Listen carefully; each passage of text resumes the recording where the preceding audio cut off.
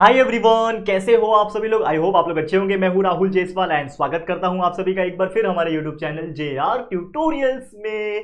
तो दोस्तों, जैसा कि आप जानते हैं कि न्यू बैच कंटिन्यूअसली आप लोग के लिए हम बना रहे हैं, जिसमें आपको सब कुछ यानी साइंस और मैथ्स का हर एक चैप्टर्स को दोबारा से नए वाले डिजिटल बोर्ड पे पढ़ाया जा रहा है ताकि आपकी वीडियोस की क्वालिटी और बेहतर हो सके। बट ये भी आप जानते होंगे कि ऑलरेडी हमने सब कुछ पढ़ा रखा है। तो हमारे पहले वाले जो वीडियोस है, जब हमारे पास व्हाइट बोर्ड था, तो उसमें हमने सारा का सारा चैप्टर्स को पढ़ा रखा था ऑलरेडी ऑफ द सब्जेक्ट, पूरा साइंस का, पूरा मैथ्स का और पूरा SST का यानी सोशल स्टडीज का, हिस्ट्री, ज्योग्राफी, सिविक्स, सारे के सारे चैप्टर्स हमारे कंप्लीटेड है। वो वीडियोस अवेलेबल है, आप देख सकते हो। दो तरीका है वीडियो देखने का, या तो आप हमारे प्लेलिस्ट में चले जाइए। प्लेलिस्ट में आप जाओगे तो आपको बहुत सारे फोल्डर्स देखने मिलेंगे, तो अलग अलग स्टैंडर्ड्स, अलग अलग सब्जेक्ट के हिसाब से फोल्डर्स है। उन फोल्डर्स में आपके वीडियोस आपको ढूंढने मिल जाएंगे, तो आप आराम से पढ़ सकते हो। दूसरा तरीका सबसे सिंपल, यूट्यूब पे जाओ, डायरेक्टली सर्च करो 7th स्टैंडर्ड साइंस, जो भी चैप्टर पढ़ना है, समझ लो साइंस का पढ़ना है आपको, चैप्टर नंबर 15, तो 7th science chapter 15 by JR tutorials, ऐसा लिख दो। सर्च बटन पे क्लिक करो, आपको हमारे वीडियोस ट्रेंडिंग में देखने मिल जाएंगे। जरूर से वो वीडियोस को ओपन करना, पढ़ाई करना, कंसेप्चुअल नॉलेज क्लियर करना और अच्छे अच्छे मार्क्स एग्जाम में स्कोर करते रहना। तो चलिए आज की वीडियो की शुरुआत करते हैं 7th स्टैंडर्ड का साइंस का। जैसा कि आप जानते हैं चैप्टर नंबर 13 तक हम पहुंच चुके थे, जिसका नाम है चेंजेस फिजिकल एंड केमिकल। इस चैप्टर की शुरुआत ऑलरेडी हमने कर दी थी। हमने देखा था कि क्या होता है चेंजेस, फिजिकल चेंजेस और केमिकल चेंजेस का मतलब क्या होता है, और हमने देखा था करीबन 12 टाइप के चेंजेस है जो हमें इस चैप्टर के अंदर पढ़ने। तो अगर मैं आपको क्विकली यहाँ पे फिर से वो 12 चेंजेस कौन से वो दिखाऊं, तो natural changes, manmade changes, useful changes, harmful changes, fast या फिर quick changes, slow changes, reversible changes, irreversible changes, periodic changes, non periodic changes, physical changes and chemical changes. ये कुल मिला के 12 टाइप के चेंजेस है जो हमें इस चैप्टर के अंदर पढ़ने थे। तो हमने पहले वाले लेक्चर में ये वाले चेंजेस पूरा पढ़ लिया था, 6 का 6 पढ़ लिया था। आज के इस लेक्चर में हम ये जो रिमेनिंग 6 चेंजेस है उसको देखेंगे, और एक और टॉपिक है करोजन का, उसको भी देख लेंगे, और ये चैप्टर हमारा आज के दिन इस वीडियो के अंदर कंप्लीट हो जाएगा। तो बने रहो एंड तक। तो चलिए शुरुआत हम लोग करते हैं। तो सबसे पहले बात कर लेते हैं आज का जो पहला टॉपिक है। ये दो चीज हमने कर लिया था, यहां तक हमारा कंप्लीट हो चुका था। यहां तक हमने बहुत ही अच्छी तरीके से हमारे टॉपिक्स को कवर किया था। आज का जो टॉपिक है वो यहां से शुरू हो रहा है, ठीक है। आज का जो टॉपिक है वो यहां से शुरू हो रहा है। तो सबसे पहले हम लोग स्टडी करेंगे what do mean by reversible changes. Reversible changes का मतलब क्या है, अब देखो नाम में पता चल जाता है। रिवर्सिबल मतलब रिवर्स करना। रिवर्स मतलब क्या होता है, जैसे हम लोग क्या करते हैं, कोई चीज को रिवर्स कर सकते हैं, मतलब कोई चीज गया तो उसको वापस बुला लिया, that is nothing but the reverse करना। हम वीडियो प्ले करते हैं तो वीडियो को रिवर्स भी कर सकते हैं, आपको पता है बहुत सारे एडिटिंग सॉफ्टवेयर है। तो अगर हम मान लो कि कोई गाड़ी चला रहा है इस डायरेक्शन में या फिर चल रहा है आगे की तरफ, तो हम वीडियो को जब रिवर्स करेंगे तो वो पीछे चलता हुआ नजर आएगा। बहुत सारे लोग वीडियो एडिटिंग में बहुत सारा ऐसा रिवर्स का वीडियो यूज करते हैं। आपने देखा होगा वो ट्रेन वगैरह का रिवर्स का वीडियो आजकल बहुत वायरल होता है। एक आदमी है, वो ट्रेन के आगे खड़ा है और वो ट्रेन चलने वाली है और फिर वो पीछे पीछे जाती है ट्रेन, ठीक है ना। तो मतलब बोलते हैं ना कि वैसा टाइप का लोग क्रिएट करते हैं ताकि हमें डर लगे, लेकिन एक्चुअल में वो वीडियो रिवर्स होता है। बहुत सारी चीजों में वीडियो रिवर्स करके दिखाया जाता है। तो सेम उसी प्रकार अगर कोई दुनिया में ऐसा चेंज हो रहा है, अगर दुनिया में कोई ऐसे चेंजेस दिख रहे हैं जो एक बार हो गया, जिस चीज से वो बना उससे वापस से पुराना वाला चीज अगर बन जाएगा, तो उस चेंज को हम लोग रिवर्सिबल चेंजेस बोलेंगे। जैसे डेफिनेशन क्या बोलता है कि changes that occur in A forward and reverse direction. क्या बोल रहा है, इसको समझो कि चेंजेस जब भी होता है, अगर वो फॉरवर्ड या फिर रिवर्स डायरेक्शन में हो रहा है, यानी एक बार फॉरवर्ड गया फिर रिवर्स भी उसी डायरेक्शन में आ गया, यानी कोई रिएक्शन हुआ, वो चेंज हुआ, लेकिन चेंज होने के बाद वापस से पहले वाले जो ओरिजिनल उसका प्रोडक्ट था वो उसमें आ गया, तो that changes is considered as reversible changes. And वो चीज बार बार होता है, that will occur again and again and again, ये चीज होता रहेगा। अब एग्जांपल क्या है इसके, तो चलिए समझने की कोशिश करते हैं। एग्जांपल है मेल्टिंग एंड फ्रीजिंग। जैसा कि आप जानते हैं मेल्टिंग में क्या होता है कि कोई चीज को पिघलाया जाता है। जैसे मान लो कि मेरे पास लोहा है, ठीक है, आयरन। अभी लोहे को मैं क्या करता हूं, पिघलाता हूं, तो आयरन का टुकड़ा जो क्या हो जाएगा, पिघल जाएगा, मेल्ट होगा। मेल्ट हो जाएगा तो क्या बन जाएगा, लिक्विड बन जाएगा, पूरा पानी पानी बन जाएगा, ठीक है। लेकिन इस पानी पानी लिक्विड को अगर वापस से लोहे के लिक्विड को, लोहे का जो मेल्ट कर दिया, लोहे को मैंने क्या किया, भट्टी में डाल दिया, एकदम गरम गरम लोहे को एकदम गरम कर दिया, तो लोहा पिघल जाएगा लगभग 1500, 2000, 3000 degree Celsius, I don't know कितना होता है, लेकिन मान लो जितना भी होता है, बहुत ज्यादा टाइम लगता है और टेम्परेचर लगता है, तो उतने हीट करने के बाद लोहा पिघल जाता है। तो जब वो पिघल जाता है तो पानी बन जाता है, लिक्विड बन जाता है। अब उसी लिक्विड लोहे को वापस से किसी मोल्ड में डाल दो, यानी किसी सांचे में डाल दूं, किसी शेप में डाल दूंगा, तो वो धीरे धीरे 2 घंटे 4 घंटे के बाद वो ठंडा जब हो जाएगा तो वो उस चीज का शेप ले लेगा। यानी कि अगर जिस चीज से हम बना रहे हैं वो चीज को हम दोबारा भी रिक्रिएट कर सकते हैं, that is the reversible changes. यानी लोहे से हम लिक्विड बना लिया, लिक्विड से वापस से वो लोहा बना रहे, मतलब सॉलिड से लिक्विड बन रहा है, लिक्विड से वापस से वो सॉलिड बन सकता है। ठीक है। उसी प्रकार फ्रीजिंग का एग्जांपल है, जैसे मान लो कि मेरे पास वाटर है, क्या है, पानी है। अब पानी को मैं क्या करता हूं, फ्रिज में रखता हूं तो क्या बन जाएगा, आइस बन जाएगा, बर्फ बन जाएगा, ठीक है। लेकिन इस बर्फ को वापस से अगर मैं हीट कर दूं, पिघला दूं, तो ये क्या बन जाएगा, फिर से वाटर बन जाएगा। यानी जो चीज पहले हमने लिया वापस से वही चीज बन रहा है ना, तो इसको हम लोग क्या बोलेंगे, रिवर्सिबल चेंजेस बोलेंगे। यानी अगर ऐसा कोई चेंज हो रहा है कि रिएक्शन होने के बाद, चेंज होने के बाद जो चीज बन रहा है उससे वापस से पहले वाली चीज को बना सकेंगे, ऐसे चेंज को रिवर्सिबल चेंजेस बोलेंगे। देखो कई बार तो बता दिया, अब अगला है इररिवर्सिबल। नाम से पता चल जाएगा, इररिवर्सिबल मतलब रिवर्सिबल का उल्टा, ये वापस हो सकता है, ये वापस चेंज नहीं होगा। तो irreversible change that does not occur in forward and reverse direction, मतलब एक बार चेंज हो गया तो वो परमानेंट चेंज हो जाएगा, वापस से वो ओरिजिनल प्रोडक्ट नहीं बन पाएगा। तो ऐसे चेंज को हम लोग इररिवर्सिबल चेंजेस बोलते हैं। एग्जांपल के तौर पे पका हुआ आम, अगर कच्चे आम से पेड़ के ऊपर जब पहली बार आम आता है, आम जब कच्चा होता है उसके कुछ टाइम के बाद, 1 डेढ़ 2 महीने के बाद आम पक जाता है, यानी राइप हो जाता है, पक जाता है, तो वापस से क्या पक्का आम कच्चा आम बन सकता है क्या? एक बार आम पक गया पेड़ के ऊपर, या फिर कोई भी फ्रूट ले लो, पकने के बाद वापस से वो कच्चा बन सकता है क्या? नहीं बन सकता। तो नहीं बन सकता मतलब वो चेंज जो है वो एक परमानेंट चेंज है, यानी इररिवर्सिबल चेंज है। जैसे बर्निंग ऑफ वुड, लकड़ी को जलाओगे तो राख बन जाता है, बराबर, लकड़ी को जलाओगे कोयला बन जाएगा, राख बन जाएगा, लेकिन वापस से उस राख से या फिर उस कोयले से वापस से लकड़ी बना सकता हूं क्या मैं? नहीं बना सकता। तो ऐसे जितने भी चेंजेस आपके दिमाग में चल रहे हैं, दिमाग में आ रहे हैं, वो सब इसके एग्जाम्पल हो जाएंगे। समझ में आ गया इररिवर्सिबल चेंज क्या होता है, रिवर्सिबल चेंज क्या होता है। चलिए आगे बढ़ जाते हैं नेक्स्ट टॉपिक पे। नेक्स्ट टॉपिक क्या है? नेक्स्ट टॉपिक है पीरियोडिक चेंजेस। अब ये पीरियोडिक चेंजेस क्या है? पीरियड का मतलब होता है टाइम पीरियड, जिसको हम लोग बोलते हैं, जैसे हमारे स्कूल्स में भी पीरियड्स होते हैं ना, पहला लेक्चर दूसरा लेक्चर ऐसा।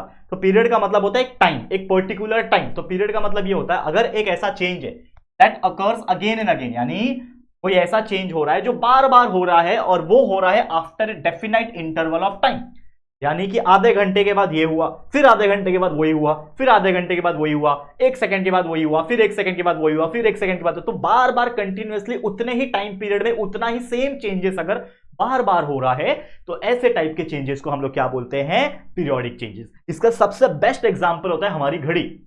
हमारा घड़ी में जो सेकंड वाला, जो सबसे फास्ट घूमने वाला जो सुई होती है, जो निडल होती है, जो कांटा जिसको हम लोग बोलते हैं, वो हर सेकंड पे टिक टिक टिक टिक टिक टिक टिक टिक घूमता रहता है हर सेकंड में। ऐसा तो नहीं है ना कभी 1 सेकंड पे घूमा, फिर उसकी मर्जी है वो 3 सेकंड के बाद घूमेगा, फिर उसकी मर्जी वो 4 सेकंड के बाद घूमेगा, भाई हो ही नहीं सकता। तो हमारे घड़ी में जो हैंड होता है, जो उसका हैंड ऑफ द क्लॉक जिसको हम लोग बोलते हैं, दीवार घड़ी या फिर कोई भी घड़ी की जो हैंड होती है, वो हर 1 सेकंड पे क्या करती है? उतना ही डिस्टेंस घूमती है, 1 सेकंड में उतना ही, हर 1 सेकंड में उतना ही डिस्टेंस घूमती है। तो इसको hands of clock is the best example of periodic changes. और भी बहुत सारे हैं। फेजेस ऑफ मून, आपने देखा होगा हर 15 दिन में मून का जो साइकिल है वो होता है, पता है ना आपको? मून का जो फेज होता है, मून कटता है कटता है कटता है, फिर फुल मून आता है, फिर न्यू मून डे आता है, देखा है कि नहीं? हर 15 डेज में होता है। फिर चेंजेस ऑफ सीजन, सीजन भी आप देखोगे एक पर्टिकुलर टाइम पीरियड पे ही आता है, मतलब गर्मी का सीजन लगभग देखोगे तो फरवरी एंडिंग से लेके जून के आसपास ही आता है, बारिश जून से लेके सितंबर अक्टूबर तक ही आता है, मतलब वो एक पर्टिकुलर चीज फिक्स है, उतने टाइम पे वही चीज आने वाला है। तो इस टाइप की चीजों को हम लोग पीरियोडिक चेंजेस बोलते हैं। लेकिन सबसे बेस्ट एग्जाम्पल जो मुझे लगता है वो है आपका हैंड्स ऑफ द क्लॉक, ठीक है। नेक्स्ट एग्जांपल है इसी का उल्टा, ये था पीरियोडिक चेंजेस, तो ये है नॉन पीरियोडिक चेंजेस। तो नॉन पीरियोडिक चेंजेस मतलब ऐसा चेंज जो टाइम के हिसाब से नहीं चलता, कभी भी कुछ भी हो सकता है। तो changes that does not repeat itself, यानी वो अपने आप को रिपीट नहीं करता after a regular interval of time. मतलब जैसे ये हर सेकंड पे उतना ही चेंज कर रहा था अपने आप को, लेकिन ये ऐसा नहीं है, ये कभी भी कितना भी कुछ भी चेंज कर सकता है, जब उसकी मर्जी तब करेगा, नहीं तो नहीं करेगा। तो ऐसे टाइप के चेंजेस को हम लोग नॉन पीरियोडिक चेंजेस बोलते हैं, यानी ये समय का मोहताज नहीं है। हम लोग बोलते हैं ना मैं समय का मोहताज नहीं हूं, मैं पैसे का मोहताज नहीं हूं, ऐसा बोलते हैं ना। तो ये जो भाई साहब है नॉन पीरियोडिक चेंजेस, इससे टाइम से कोई लेना देना नहीं है, तो it does not depend on the time, ठीक है। एग्जाम्पल नेचुरल डिजास्टर, कुछ भी नेचुरल डिजास्टर, जैसे कि मान लो अर्थक्वेक हो गया, ठीक है, अर्थक्वेक हो गया, फ्लड हो गया, ये कुछ ऐसे चीजें भाई कभी भी आ सकती है, कभी भी, मतलब इसका कोई टाइम है क्या कि भूकंप कब आएगा बोल के आएगा? ऐसा नहीं है कि आज 1 साल में इतने तारीख को भूकंप आया तो अगले साल वापस से उतने ही डेट को आएगा, ऐसा कुछ नहीं होता है, कभी भी आता है। तो कोई भी नेचुरल डिजास्टर्स की बात करें तो ये नेचर का खेल है, कभी भी आ सकता है। तो ये भी क्या है? टाइम के डिपेंडेंट नहीं है, ये interval, regular interval of time के हिसाब से नहीं आएगा, ये कभी भी आ सकता है। और एग्जांपल है movement of the hand while writing, हम लिखते हैं, जैसे मैंने यहाँ पे लिखा ये सब चीजें, तो जब हम लिखते हैं, आप भी जब लिखते होंगे, तो क्या आपकी स्पीड सेम होती है? क्या एक पेज आपको 5 मिनट लगता है, एक पेज लिखने के लिए आपको 5 मिनट लगता है, तो क्या अगला पेज भी आप 5 ही मिनट में लिखोगे, उसका अगला पेज भी 5 ही मिनट में लिखोगे, उसका अगला पेज भी 5 मिनट में लिखोगे? क्या नहीं, हमारा जो हैंड राइटिंग है या फिर स्पीड ऑफ राइटिंग है वो चेंज होता रहता है। कभी मन आलस वाला मन है तो हम आराम आराम से लिखते हैं, वही पेज को भरने में 10 मिनट लगाते हैं। कभी एकदम फटाफट अगले दिन सबमिशन है, अगले दिन असाइनमेंट सबमिट करना है, होमवर्क कंप्लीट करना है, फटाफट फटाफट हैंड राइटिंग फास्ट हो जाती है। तो हमारे हाथ का जो हैंड राइटिंग है, जो स्पीड है, वो हम अपने हिसाब से चेंज करते हैं। तो टाइम का वो डिपेंडेंट नहीं है। उसके अलावा वेदर कंडीशंस, ठीक है ना, सीजन अलग होता है। सीजन मतलब विंटर सीजन, ठंडी का सीजन, बारिश और समर का सीजन। वेदर मतलब आज मौसम थोड़ा सा मॉइस्चर है, आज ह्यूमिडिटी ज्यादा है, आज थोड़ा सा क्लाउडी है, तो ये वेदर्स होते हैं। Weather is different thing. तो वेदर कभी भी कुछ भी हो सकते हैं, कभी धूप पड़ रहा है, कभी छांव पड़ रहा है, that is the different thing. तो ये क्या हो जाता है, नॉन पीरियोडिक चेंजेस में काउंट हो जाता है। समझ में आ रहा है, क्लियर है, आगे बढ़ जाते हैं। नेक्स्ट टॉपिक है हमारा physical changes, one of the most important topic, physical और केमिकल चेंजेस। इसको बहुत ध्यान से सुनना। फिजिकल चेंजेस मतलब क्या होता है, देखो ध्यान से, कि changes in which the property of the original substance remains the same. Physical changes मतलब जैसे मैंने आपको शुरुआत में ही बताया था, जब इस चैप्टर को हमने स्टार्ट किया था तो मैंने शुरुआत में बताया था, फिजिकल चेंज एक ऐसा चेंज होता है जो सिर्फ बाहर से होता है। सिर्फ कहां से हो रहा है, बाहर से दिखने में अगर कोई चेंज हो रहा है उसको फिजिकल चेंज बोलूंगा। जैसे मैंने बोला कि हम बचपन में पैदा होते हैं, छोटे होते हैं, लेकिन जब बड़े हो जाते हैं, जैसे मान लो मेरा एग्जांपल ले लो, हम बचपन में मेरा जन्म जब हुआ रहेगा तो मैं इतना छोटा रहूंगा। अब मैं लगभग 5.5 फीट से ज्यादा 5 फुट 6 इंच का हो चुका हूं, है कि नहीं, इतना हाइट हो गई है मेरी। तो ये क्या हो गया, मेरे अंदर फिजिकल चेंज आया। बचपन में मेरे को कोई दाढ़ी मूछ थे नहीं थे, अब देखो कितने बड़े बड़े दाढ़ी मूछ आ जाते हैं मेरे को, ठीक है। तो ये क्या है, फिजिकल चेंज है। तो अगर कोई ऐसा ऑब्जेक्ट है जिसके अंदर कोई चेंजेस तो आ रहा है, लेकिन उसका जो ओरिजिनल प्रॉपर्टी है, यानी ओरिजिनल जो नेचर है उसका, ओरिजिनल सब्सटेंस का जो प्रॉपर्टी है, वो अगर सेम रहेगा, वो चेंज नहीं होगा। जैसे बचपन में जो पैदा हुआ वो भी राहुल था, अभी भी जो पैदा नहीं, अभी भी जो है वो भी राहुल ही है, करेक्ट है। तो मेरे अंदर कोई अंदर से चेंजेस नहीं आया कि यार वो राहुल अलग होके कोई और आ गया, मैं राहुल ही हूं, लेकिन मेरे अंदर फिजिकल चेंजेस, बाहरी रूप से बहुत सारे चेंजेस दिख रहे हैं, लेकिन the original property of the original substance remains unchanged, remains the same, and that property is called as the physical change. No new substance are form, और कोई भी नया सब्सटेंस नहीं बनता कि कोई ऐसा केमिकल रिएक्शन हो रहा है कि ये मिलाया कोई नया चीज बन गया, ऐसा नहीं है। इसमें सिर्फ बाहर से दिखने में चेंज हो रहा है, कलर चेंज हो सकता है, उसका टेक्सचर चेंज हो सकता है, उसका शेप चेंज हो सकता है, लेकिन उसका ओरिजिनलिटी चेंज नहीं होगा। तो इसका एग्जांपल है बॉइलिंग ऑफ वाटर। पानी जो होता है H2O, पानी को जब आप बॉईल करते हो तो वो भाप बन के उड़ जाता है, तो है तो वो H2O ही ना। पानी जो था लिक्विड फॉर्म में तो भी वो H2O था, पानी था, लेकिन जब भाप बन के उड़ गया, इवापोरेशन जब हो गया, तो उसके अंदर भी H2O मॉलिक्यूल्स है, ठीक है। मेल्टिंग ऑफ आइस, जो बर्फ था, बर्फ क्या है, पानी है, लिक्विड मतलब सॉलिड है, बर्फ एक कड़क चीज है, लेकिन उसके अंदर जो है वो क्या है, H2O है। जब उसको पिघला देंगे, मेल्ट कर देंगे, तो वो क्या बन जाएगा, लिक्विड बन जाएगा, पानी बन जाएगा, तो वो भी H2O है। मतलब क्या हो रहा है, H2O ही है, लेकिन उसके चेंजेस क्या हो रहे हैं, फिजिकल तौर पे हो रहे हैं। कोई लिक्विड से गैस बन रहा है, कोई सॉलिड से लिक्विड बन रहा है, कोई लिक्विड से सॉलिड भी बन सकता है, फ्रीजिंग कर लो, कोई लिक्विड ले लो पानी, उसको फ्रीज कर दो, मतलब कम टेम्परेचर 0 डिग्री के आसपास रख दो, बर्फ बन जाएगा, कड़क बन जाएगा, मतलब लिक्विड से सॉलिड बन जा रहा है, लेकिन है तो वो H2O पानी ही, ठीक है। इसके अलावा बहुत सारी और चीजें हैं जो आप जरूर से ध्यान में रख सकते हो, और अपने मन से भी ऐसे क्वेश्चंस के आंसर्स को अपने मन से भी आप लिख सकते हो, बस वो लॉजिकल होना चाहिए, ठीक है। तो आप ऐसे चीजों को, जो भी आपके मन में आता है, जो रियल लाइफ इंसिडेंट के ऊपर बेस होते हैं, जरूर से आप कर सकते हो। लास्ट टॉपिक है जो कि है chemical changes, last type of changes, जो हमने 12 के 12 पढ़ लिए। तो ये 12वां केमिकल चेंजेस है, जिसका नाम है केमिकल चेंज। अभी केमिकल चेंज होता क्या है, अब नाम से पता चल जाता है कि इसके अंदर केमिकली चेंज हो रहा है। तो हर एक ऑब्जेक्ट अंदर से क्या होता है, केमिकली होता है। जैसे हमारे अंदर भी बहुत सारे केमिकल्स है, ये मार्कर भी शायद केमिकल से ही बना होगा, क्योंकि केमिकल से ही प्लास्टिक बनता है, और ये प्लास्टिक का है, ठीक है। तो बहुत सारी ऐसी चीजें हैं जो केमिकल से ही बनते हैं। तो अगर कोई ऐसा चेंज हो रहा है जिसमें कोई भी एक सब्सटेंस ट्रांसफॉर्म्ड होता है दूसरे सब्सटेंस में, यानी एक सब्सटेंस से दूसरा सब्सटेंस बनता है, कोई एक सब्सटेंस को दूसरे चीज से मिला के कुछ नया सब्सटेंस बनाया जाता है, यानी केमिकल रिएक्शंस हो रहा है उसमें, ऐसे पर्टिकुलर टाइप के चेंज को हम लोग क्या बोलते हैं, केमिकल चेंज बोलते हैं। और वो जो नया सब्सटेंस बनता है वो नया होता है, उसके अंदर प्रॉपर्टीज भी डिफरेंट होती है, मतलब जो मेन ओरिजिनल सब्सटेंस था उसकी पहचान बदल जाती है। जैसे इसमें ओरिजिनल सब्सटेंस की प्रॉपर्टी सेम होती है, इसमें जो ओरिजिनल प्रॉपर्टीज सब्सटेंस की जो प्रॉपर्टी होती है वो चेंज हो सकती है, नया प्रॉपर्टी, नया चेंजेस, नया सब्सटेंस बन सकता है। एग्जांपल बर्निंग, कोई भी चीज को जलाओ, चेंजेस आता है उसके अंदर। जैसे मैंने लकड़ी का बताया, तो लकड़ी के अंदर बहुत सारे अदर चीजें हैं, लेकिन जब जल जाता है तो वो राख बन जाता है, कार्बन बन जाता है, कोयला बन जाता है। कुकिंग, खाना जब आप बनाते हो तो पहले कच्चा रहता है तो उसके अंदर कुछ और केमिकल प्रॉपर्टीज होती है, जब आप पका दोगे तो कुछ और बन जाता है। दूध से दही बनना, ठीक है, दूध क्या था, लैक्टोज था, जब दही बन गया तो lactose is converted into lactic acid, तो एक एसिड बन गया, वो केमिकल चेंजेस हुआ, ठीक है। रस्टिंग, जंग लग जाता है किसी चीज में, आपको पता है लोहे में जंग लग जाता है, ठीक है, उसके ऊपर रेड कलर का आ जाता है। तो होता क्या है, लोहा, आयरन और ऑक्सीजन जो एटमॉस्फेयर में प्रेजेंट है, दोनों रिएक्ट करके क्या बनाते हैं, फेरस ऑक्साइड यानी रस्ट बनाते हैं, जो उस लोहे को कमजोर करता है। रस्टिंग हो गया, डाइजेशन हमारे शरीर में हो रहा है, खाना पचाना, ये भी एक केमिकल रिएक्शन है। और भी जितने भी केमिकल रिएक्शन, इवन ऑक्सीजन लेना, रेस्पिरेशन करना, ये सब केमिकल रिएक्शंस में आ जाते हैं, यानी केमिकल चेंजेस में आ जाते हैं। तो उम्मीद करता हूं दोस्तों कि ये 12 के 12 टाइप ऑफ चेंजेस जो हमने आपको बताए हैं, ये आपको बहुत अच्छे से क्लियर हो गया होगा। ठीक है, तो चेंजेस तो क्लियर हो गया।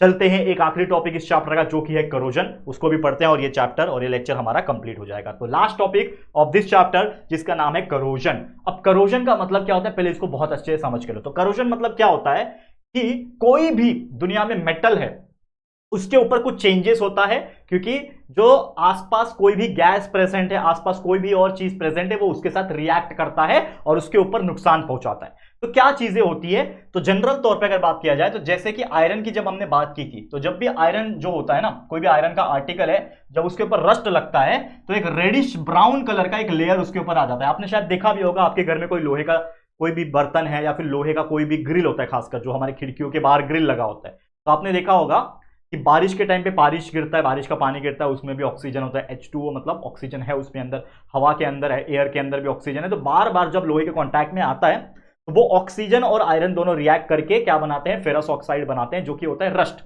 और वो रस्ट क्या होता है, एक ब्राउनिश रेडिश ब्राउन कलर का एक लेयर होता है, जो उस लोहे के ऊपर जम जाता है और अंदर से उस लोहे को खोखला करने लगता है। तो आप जब भी आप लोहे को छुएगे, तो अपने हाथ में क्या होगा, रेड कलर का पाउडर जैसा महसूस होगा, तो वो होता है आपका रस्ट। ठीक है, समझ में आ गया। और कॉपर के आर्टिकल में ग्रीनिश लेयर आता है, जैसे लोहे में क्या आता है, रेडिश ब्राउन कलर का आता है। कॉपर का कोई आर्टिकल है, उसमें भी जंग लगता है, कॉपर में भी जंग लगता है, याद रखना। तो कॉपर में ग्रीनिश लेयर आ जाता है, जो कॉपर आर्टिकल में देखने जाता है। और यही प्रोसेस को क्या कहा जाता है बच्चा, करोजन कहा जाता है। किसका करोजन, मेटल्स का, करोजन ऑफ मेटल्स। और ऑब्वियसली मेटल्स के अंदर ही करोजन हो सकता है, और किसी चीज में उतना रिएक्शन नहीं होता। अब ये जो मेटल्स होता है, ये क्या हो जाता है, इसके वजह से कमजोर होता है। जैसे मैंने बोला, लोहे के ऊपर जब जंग लगता है, तो लोहा कमजोर हो जाता है। इसीलिए जितने भी बड़े बड़े रेलवे ब्रिजेस होते हैं, बड़े बड़े बिल्डिंग्स होते हैं, एक टाइम के बाद उसको वापस से तोड़ा जाता है, क्योंकि उसके अंदर जो सरिया डाला है, जैसे कोई बहुत पुराना बिल्डिंग हो गया, 100 साल पुराना बिल्डिंग, तो 100 साल पुराने बिल्डिंग के अंदर भी सरिया डालते हैं। आपको पता है ना, पिलर्स बनाने के पहले उसके अंदर लोखंड का ऐसे सरिये डालते हैं, रॉड डालते हैं बड़े बड़े, लेकिन वो 50-100 साल के अंदर अंदर वो जंग पकड़ के एकदम कमजोर हो जाता है। तो अगर कोई 100 साल पुरानी बिल्डिंग है और उसमें आप रह रहे हो, तो खतरा है, वो बिल्डिंग कभी भी गिर सकती है। तो इसके लिए उसको बिल्डिंग को गिरा के वापस से नई बिल्डिंग बनाया जाता है। सेम उसी प्रकार जो पुराने पुराने रेलवे जो ये होते हैं, क्या बोलते हैं इसको, ब्रिजेस होते हैं, ठीक है ना, वो सबको डिसमेंटल किया जाता है, वापस से नया बना जाता है। आपने देखा होगा कि कुछ कुछ पुराने पुराने ब्रिजेस के ऊपर इतना जंग लग गया होगा, इतना रस्टिंग लग गया होगा कि वो बहुत कमजोर हो जाता है और खतरा बढ़ जाता है। ठीक है, तो ये करोजन की वजह से जो मेटल्स होते हैं काफी वीक हो जाते हैं।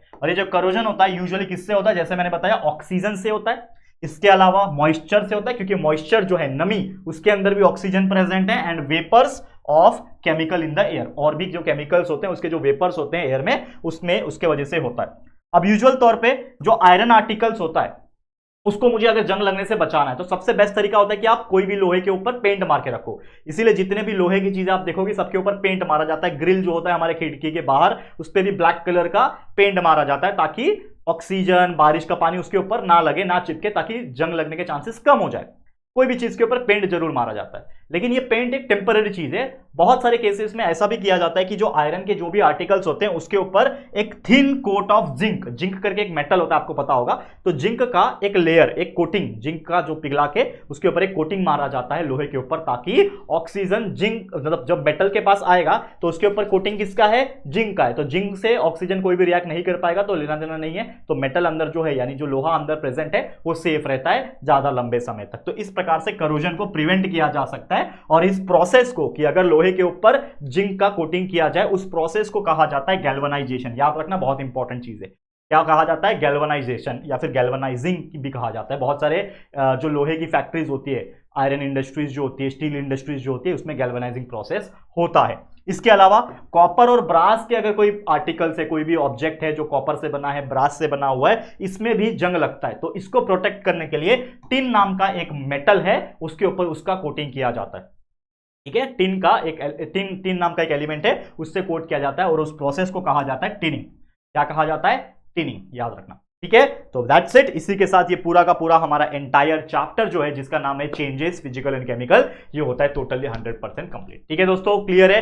तो बस आज के लिए इतना ही। इसी के साथ ये वीडियो को और ये चैप्टर को भी एंड करते हैं, लेकिन आने वाले वीडियोस के अंदर हम और भी इस चैप्टर्स, जो बचे हुए चैप्टर्स है उसको हम देखेंगे, और लगातार लेक्चर्स आपके लिए हम ला रहे हैं डिजिटल बोर्ड वाले न्यू वीडियोस, न्यू बैच के। लेकिन साथ में जो हमारे पुराने वाले वीडियोस है उसको भी जरूर देखें और प्यार देते रहे। आज के लिए इतना ही। ये वीडियो, ये चैप्टर आपको कैसा लगा है जरूर से हमें कॉमेंट करके बताना। वीडियो पसंद आया है तो प्लीज वीडियो को लाइक कर देना, शेयर करना अपने सभी दोस्तों के साथ, और अगर पहली बार आए हो चैनल पर, अभी तक चैनल को सब्सक्राइब नहीं किया तो फटाफट से हमारे चैनल को सब्सक्राइब करके बेल आइकन को भी प्रेस कर देना। ठीक है दोस्तों, तो चलो फिर जल्दी मिलेंगे एक और नई वीडियो में। तब तक के लिए thank you and good bye.